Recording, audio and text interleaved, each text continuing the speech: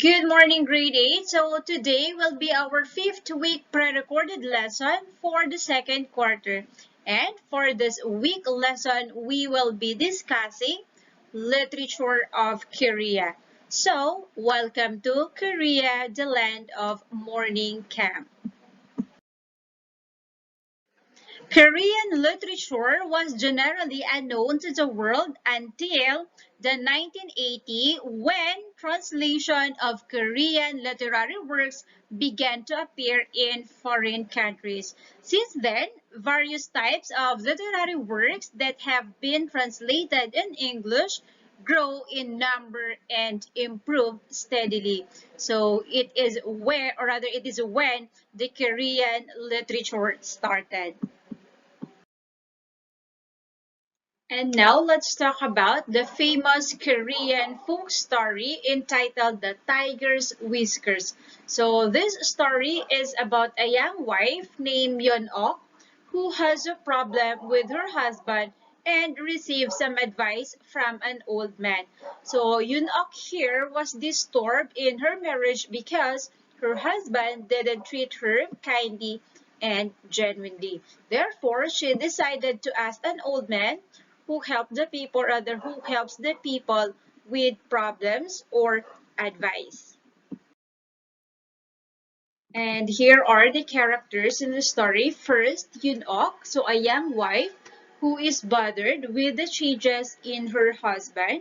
And next, a husband, a soldier who returns home from a war, or rather from war, and became a different person. Next is the hermit or the quack doctor who lived in a mountain that gives advices to problems and cure ailments. Next is a nosy neighbor.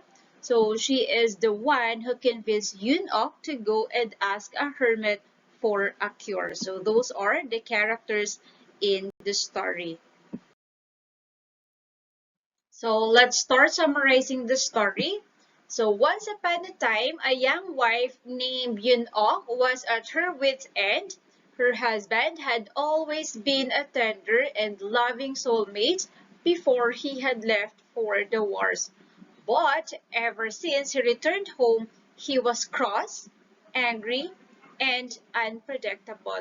So her husband here changed and became a stranger since he returned home from war. And Yun-ok was almost afraid to live with her own husband. So that's the problem of Yun-ok. In Yun-ok's village, where she lived with her husband, when one ailment or another bothered people in their village, they would often rush for a cure to a hermit who lived in a deep mountains, but not Yun-ok. So she always prided herself that she could heal her own troubles, but this time was different. She was desperate with her problems on her husband. So let's going to find out if she will ask advice from a hermit. Yun-ok can find any solution to her problem, and that she decided to visit the hermit to seek an advice. So here, as she approached the hermit's hut, she saw the door was open, and the old man, without turning around, said, "I hear you. What is your problem?" So here, Yunok explained the situation, and the old man explained, or rather answered her, that it's often that way when soldiers return from the war. And also, he asked Yun-ok, "What do you expect me to do about it?" All right. So after explaining her situation to the hermit, Yun-ok asked if she, or rather he had a potion that can change her husband back to who he used to be before the war. But the hermit said that this would be a very difficult potion to make, but he did have a recipe for a potion that can help Yun-ok with her husband. So the hermit then told her that she needed the whisker of a live tiger to make the potion. So Yun-ok told the hermit that it would be too difficult and almost impossible. But the hermit explained to her that if she did not have the whisker, she would not be able to help Yun-ok. Okay, so let's going to find out if Yun-ok is going to risk her life to look for the tiger's whiskers. So that night, Yun-ok tossed and turned. How could she get a whisker from a live tiger? That is impossible. But the next day, before dawn, she crept out of the house with a bowl of rice covered with meat sauce. She went to a cave on the mountainside where a tiger was known to live. Okay? So eventually, one day when she was replacing the ball, she noticed that the tiger had been outside of its cave waiting patiently. And the next few days, she noticed that the tiger was closer and closer to where she normally put the bowl of rice. And one day, she decided to stay by the rice bowl to see if the tiger felt comfortable enough to come and eat while she was watching. The next time she visited, she glanced up at the tiger briefly and noticed what a lovely downturn of a reddish fur it had from over one of its eyebrows to the next.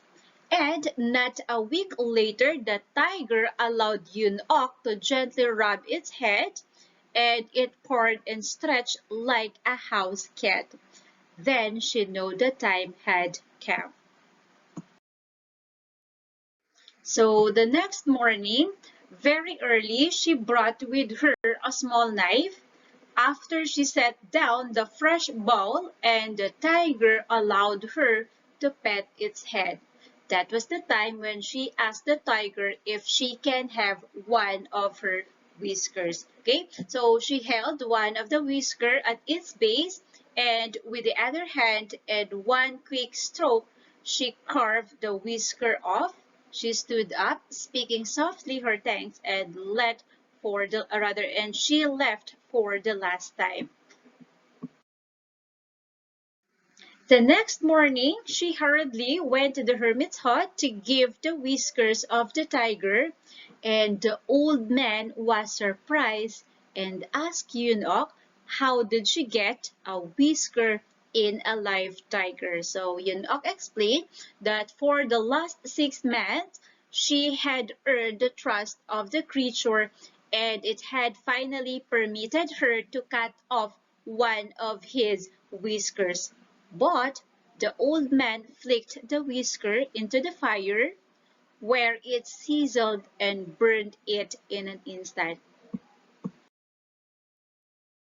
Yun-ok was very angry, but the hermit explained to her that if she can tame a wild tiger, then why can't she do the same for her husband?